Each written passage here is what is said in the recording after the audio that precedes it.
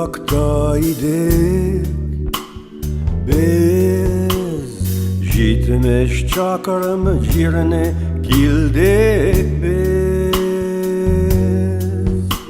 O kalfakның табылған çağı.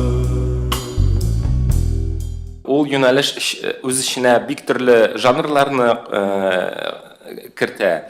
Электрон музыка да булырга мөмкин, жанлы музыка да булырга мөмкин. Анда фолк музыкантлар да керә, анда рок музыкантлар да керә. Бәйсез музыка дигән төшенчә аны киңрәк күз алырга ярдәм итә. Бу төр музыка гомумән безнең радиоларда, телевидениеларда юк дип әйтерлек. Альтернатив музыка әкренләп интернетка күчә бара. Альтернативны тыңлаган кеше радионы беркайчан да кабызылмый. Аны ул контактта утыра, яки iTunes альбомнарын ала. Әгәр дә менә шул татар музыкасын бераз гына яхшылатып, зәвыклатып, башка халыкларга тәкъдим итә башласаң, ул шул вакытта бик яхшы табыш китерергә мөмкин.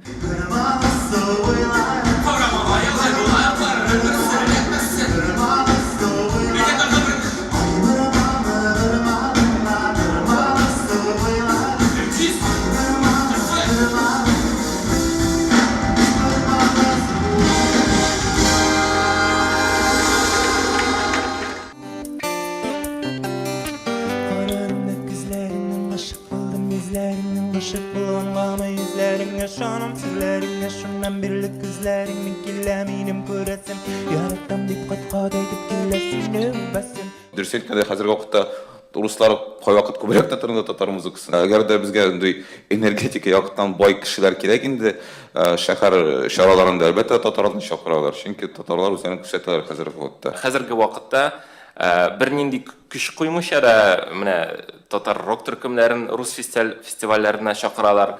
Татар инди төркемнәрен рус фестивальләренә чакыралар һәм аларның дәрәҗәсе менә Казанда иҗат итүче бер урта гына бер рок я фолк төркеменең дәрәҗәсенә хәтле үсте. Хәзер инде алар белән 1-2 елдан соң бәлки аларны узып китәргә дә мөмкин, әгәр дә шундый динамика үсә барса.